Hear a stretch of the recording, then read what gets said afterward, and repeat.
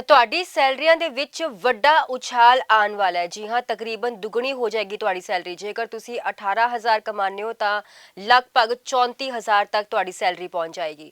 ਜੀ ਹਾਂ, ਤੁਹਾਨੂੰ ਦੱਸ ਦਈਏ ਕਿ ਕੇਂਦਰੀ ਕਰਮਚਾਰੀਆਂ ਤੇ ਪੈਨਸ਼ਨਰਾਂ ਲਈ 8ਵੇਂ ਤਨਖਾਹ ਕਮਿਸ਼ਨ ਯਾਨੀ ਕਿ 8th ਪੇ ਕਮਿਸ਼ਨ ਨੂੰ ਲੈ ਕੇ ਇੱਕ ਬਹੁਤ ਹੀ ਮਹੱਤਵਪੂਰਨ ਅਪਡੇਟ ਸਾਹਮਣੇ ਆਈ ਹੈ।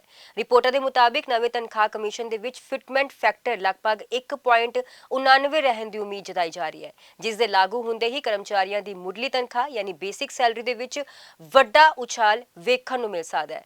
ਕਿੰਨੀ ਵਧੇਗੀ ਤੁਹਾਡੀ ਸੈਲਰੀ? ਤਾਂ ਦੱਸ ਦਈਏ ਕਿ ਮਾਹਿਰਾਂ ਦੇ ਮੁਤਾਬਿਕ ਜੇਕਰ 1.99 ਦਾ ਫਿਟਮੈਂਟ ਫੈਕਟਰ ਲਾਗੂ ਹੁੰਦਾ ਹੈ ਤਾਂ ਇਹ ਸਿੱਧੇ ਤੌਰ ਤੇ ਮੌਜੂਦਾ ਸੈਲਰੀ ਸਟਰਕਚਰ ਨੂੰ ਪ੍ਰਭਾਵਿਤ ਕਰੇਗਾ। ਉਦਾਹਰਨ ਵਜੋਂ ਜੇਕਰ ਕਿਸੇ ਕਰਮਚਾਰੀ ਦੀ ਮੌਜੂਦਾ ਘੱਟੋ ਘੱਟ ਬੇਸਿਕ ਜਿਹੜੀ ਸੈਲਰੀ ਹੈ, ਜਿਹੜੀ ਪੇ ਹੈ 18,000 ਰੁਪਏ ਹੈ, ਤਾਂ ਇਹ ਵੱਧ ਕੇ ਸੰਭਾਵਿਤ ਤੌਰ ਤੇ ਲਗਭਗ 34,000 ਰੁਪਏ ਹੋ ਜਾਏਗੀ। ਇਸ ਦਾ ਮਤਲਬ ਹੈ ਕਿ ਲੈਵਲ 1 ਦੇ ਕਰਮਚਾਰੀਆਂ ਦੀ ਬੇਸਿਕ ਸੈਲਰੀ ਦੇ ਵਿੱਚ ਕਰੀਬ 16,000 ਰੁਪਏ ਦਾ ਸਿੱਧਾ ਫਾਇਦਾ ਹੋ ਸਕਦਾ ਹੈ।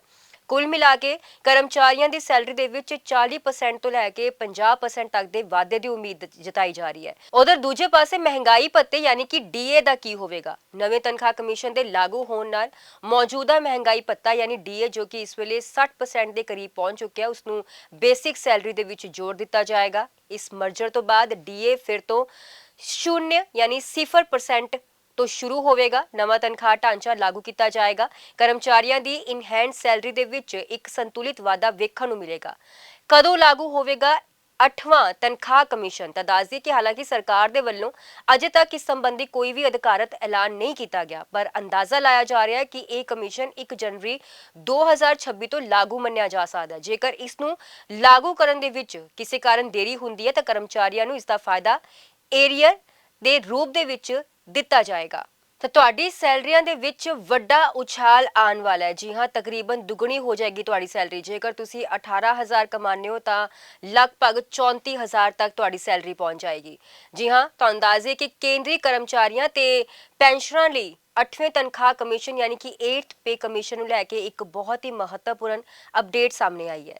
ਰਿਪੋਰਟਾਂ ਦੇ ਮੁਤਾਬਿਕ ਨਵੇਂ ਤਨਖਾਹ ਕਮਿਸ਼ਨ ਦੇ ਵਿੱਚ ਫਿਟਮੈਂਟ ਫੈਕਟਰ ਲਗਭਗ 1.99 ਰਹਿਣ ਦੀ ਉਮੀਦ ਜਤਾਈ ਜਾ ਰਹੀ ਹੈ, ਜਿਸ ਦੇ ਲਾਗੂ ਹੁੰਦੇ ਹੀ ਕਰਮਚਾਰੀਆਂ ਦੀ ਮੁੱਢਲੀ ਤਨਖਾਹ ਯਾਨੀ ਬੇਸਿਕ ਸੈਲਰੀ ਦੇ ਵਿੱਚ ਵੱਡਾ ਉਛਾਲ ਵੇਖਣ ਨੂੰ ਮਿਲ ਸਕਦਾ ਹੈ।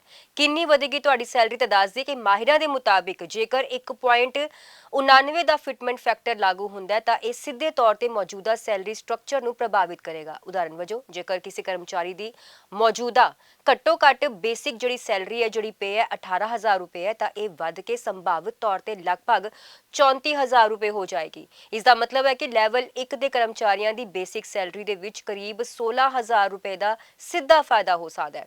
ਕੁੱਲ ਮਿਲਾ ਕੇ ਕਰਮਚਾਰੀਆਂ ਦੀ ਸੈਲਰੀ ਦੇ ਵਿੱਚ 40% ਤੋਂ ਲੈ ਕੇ 50% ਤੱਕ ਦੇ ਵਾਧੇ ਦੀ ਉਮੀਦ ਜਤਾਈ ਜਾ ਰਹੀ ਹੈ। ਉਧਰ ਦੂਜੇ ਪਾਸੇ ਮਹਿੰਗਾਈ ਭੱਤੇ ਯਾਨੀ ਕਿ ਡੀਏ ਦਾ ਕੀ ਹੋਵੇਗਾ? ਨਵੇਂ ਤਨਖਾਹ ਕਮਿਸ਼ਨ ਦੇ ਲਾਗੂ ਹੋਣ ਨਾਲ ਮੌਜੂਦਾ ਮਹਿੰਗਾਈ ਭੱਤਾ ਯਾਨੀ ਡੀਏ, ਜੋ ਕਿ ਇਸ ਵੇਲੇ 60% ਦੇ ਕਰੀਬ ਪਹੁੰਚ ਚੁੱਕਿਆ, ਉਸ ਨੂੰ ਬੇਸਿਕ ਸੈਲਰੀ ਦੇ ਵਿੱਚ ਜੋੜ ਦਿੱਤਾ ਜਾਏਗਾ। ਇਸ ਮਰਜਰ ਤੋਂ ਬਾਅਦ ਡੀਏ ਫਿਰ ਤੋਂ 0 ਯਾਨੀ 0% ਤੋਂ ਸ਼ੁਰੂ ਹੋਵੇਗਾ। ਨਵਾਂ ਤਨਖਾਹ ਢਾਂਚਾ ਲਾਗੂ ਕੀਤਾ ਜਾਏਗਾ। ਕਰਮਚਾਰੀਆਂ ਦੀ ਇਨ ਹੈਂਡ ਸੈਲਰੀ ਦੇ ਵਿੱਚ ਇੱਕ ਸੰਤੁਲਿਤ ਵਾਧਾ ਵੇਖਣ ਨੂੰ ਮਿਲੇਗਾ। ਕਦੋਂ ਲਾਗੂ ਹੋਵੇਗਾ 8ਵਾਂ ਤਨਖਾਹ ਕਮਿਸ਼ਨ? ਤਾਂ ਦੱਸ ਦਈਏ ਕਿ ਹਾਲਾਂਕਿ ਸਰਕਾਰ ਦੇ ਵੱਲੋਂ ਅਜੇ ਤੱਕ ਇਸ ਸੰਬੰਧੀ ਕੋਈ ਵੀ ਅਧਿਕਾਰਤ ਐਲਾਨ ਨਹੀਂ ਕੀਤਾ ਗਿਆ, ਪਰ ਅੰਦਾਜ਼ਾ ਲਾਇਆ ਜਾ ਰਿਹਾ ਹੈ ਕਿ ਇਹ ਕਮਿਸ਼ਨ 1 ਜਨਵਰੀ 2026 ਤੋਂ ਲਾਗੂ ਮੰਨਿਆ ਜਾ ਸਕਦਾ ਹੈ। ਜੇਕਰ ਇਸ ਨੂੰ ਲਾਗੂ ਕਰਨ ਦੇ ਵਿੱਚ ਕਿਸੇ ਕਾਰਨ ਦੇਰੀ ਹੁੰਦੀ ਹੈ ਤਾਂ ਕਰਮਚਾਰੀਆਂ ਨੂੰ ਇਸ ਦਾ ਫਾਇਦਾ ਏਰੀਅਰ ਦੇ ਰੂਪ ਦੇ ਵਿੱਚ ਦਿੱਤਾ ਜਾਏਗਾ।